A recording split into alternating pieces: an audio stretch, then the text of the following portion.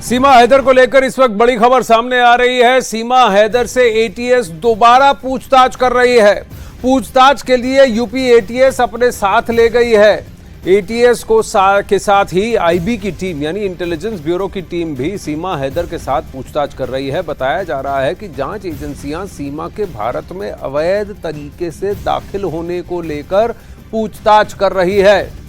अभी भी इस बात से कोई कन्विंस नहीं लग रहा कि सीमा हैदर ने ये सारा कुछ किया इसलिए ताकि वो सचिन के साथ आकर रह सके। अपने 4 बच्चों को जो लेकर आई है वो क्या उसके लिए कंपैशनेट ग्राउंड्स बन जाते हैं। एक तरीके से लोग उसको संवेदनशील तरीके से देखते हैं, संवेदना बन जाती है उनके लिए। और क्या वो उसका प्रयोग कर रही हैं, बहुत सारे प्रश्न उठ रहे हैं। ये वो शख्स कौन है जिसने उसकी सब में मदद की, वो बहुत बड़ा प्रश्न है।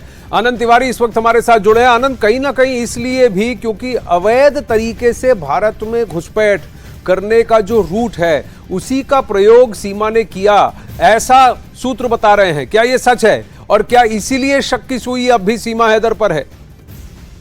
देखिए, बिल्कुल आनंद, सीमा हैदर काठमांडू से भी सीधे भारत आ सकती थी, नेपाल, लेकिन उन्होंने पोखरा का रास्ता लिया। ये बताता है कि कहीं ना कहीं कोई शंका, कोई सुबह थी और कहीं ना कोई मंशा थी भारत में प्रवेश करने की गैर कानूनी तरीके से।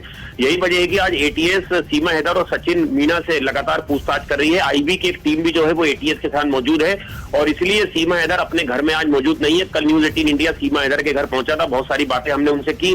लगातार सीमा हैदर इस बात पर जोर दे रही थी कि हाँ, वो गैर कानूनी तरीके से भारत आई है, लेकिन अब जो उसने गलती की उसकी सजा उसे मिल चुकी है, वो जेल जा चुकी है और अब वो भारत में रहना चाहती है। लेकिन एजेंसियां अभी भी ये साफ करना चाहती है कि कहीं कोई शक, कोई गुंजाइश नहीं बचे भारत में सीमा हैदर। पर आनंद, एक बात बताइए कि इंटेलिजेंस ब्यूरो क्यों अब पूछताछ करना चाहती है?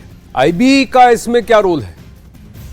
चूंकि पाकिस्तान एक ऐसा मुल्क है जिससे भारत के रिश्ते सालों से खराब चल रहे हैं और लगातार वो सीमा पार से साजिश रचता है, इसलिए आईबी ने ये पहली पूछताछ नहीं है। जब सीमा हैदर नेपाल के रास्ते भारत आई थी तब भी आईबी ने उनसे पहले ही एक राउंड पूछताछ कर ली थी, लेकिन एटीएस ने कुछ जानकारी आईबी को ट्रांसफर करी थी, कुछ दस्तावेज ट्रांसफर की थी, जिसके यहाँ पर एक बार फिर से आईबी की टीम सीमा हैदर और सचिन मीना से ये पुख्ता करना चाहती है कि कहीं कोई साजिश या कहीं कोई प्लानिंग का हिस्सा तो दोनों लोग नहीं है या सचिन मीना को कहीं ट्रैप में तो नहीं लिया जा रहा है। धन्यवाद आनंद इस अपडेट के लिए। देखिए, सीमा हैदर ने कभी इस बात से इनकार नहीं किया कि वो भारत में अवैध तरीके से आई थी।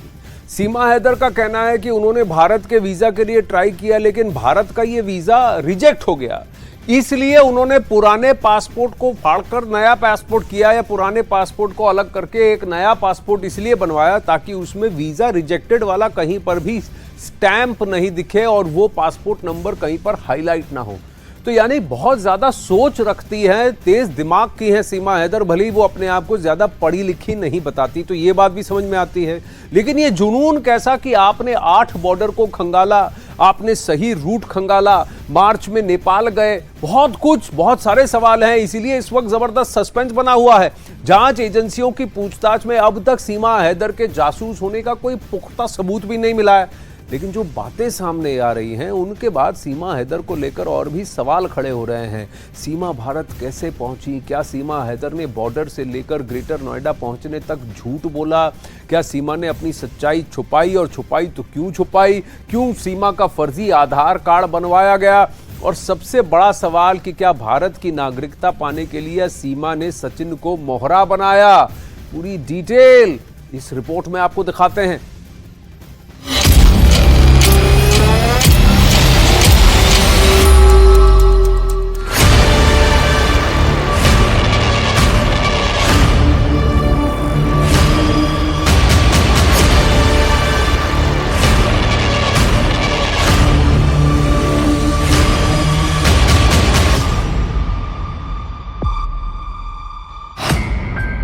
सचिन, सीमा और सस्पेंस।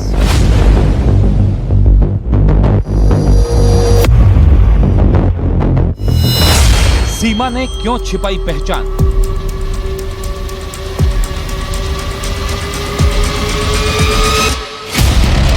कैसे बना सीमा का फर्जी आधार कार्ड?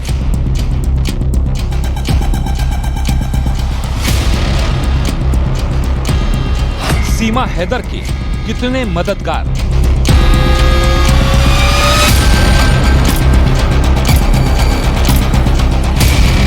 क्या है सीमा हैदर का असली मकसद? इस वक्त सीमा हैदर केस पूरी तरह से सस्पेंस बना हुआ है।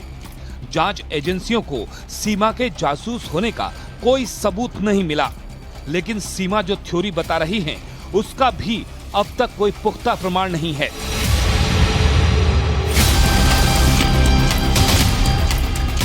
खुफिया एजेंसियों के सूत्रों के हवाले से खबर है कि सीमा हैदर भारत की नागरिकता पाने के लिए पाकिस्तान से आई हैं, जिसके लिए सीमा हैदर ने सचिन को मोहरा बनाया। ये शक इसलिए जताया गया क्योंकि सीमा की बच्चों के साथ पाकिस्तान से प्यार के लिए भारत आने वाली थ्योरी जांच एजेंसियों के गले नहीं उतर रही और इसी वजह से खुफिया एजेंसियों की नजर सीमा हैदर से नहीं हट रही है। सूत्रों के मुताबिक खुफिया एजेंसियों को शक है कि सीमा हैदर प्यार की आड़ में उनके प्रेमी बताए जा रहे सचिन मीणा का इस्तेमाल कर रही हैं।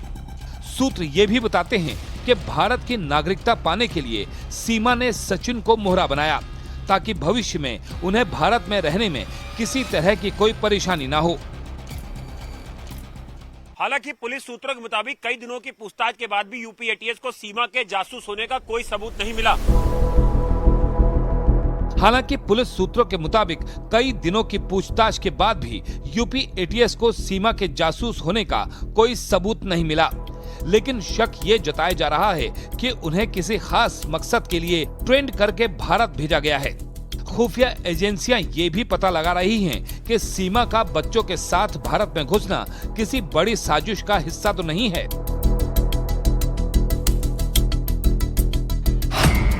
सूत्रों के मुताबिक महिला सीमा गुलाम हैदर ने पाकिस्तान में रहकर भारत आने की पूरी रिसर्च की थी। उसने नेपाल से भारत जाने वाले कुल 8 बॉर्डर के बारे में पूरी जानकारी जुटाई ताकि उसे पता लग सके कि किस बॉर्डर पर कितनी चेकिंग होती है और भारत नेपाल के मौजूदा वक्त में रिश्ते कैसे हैं।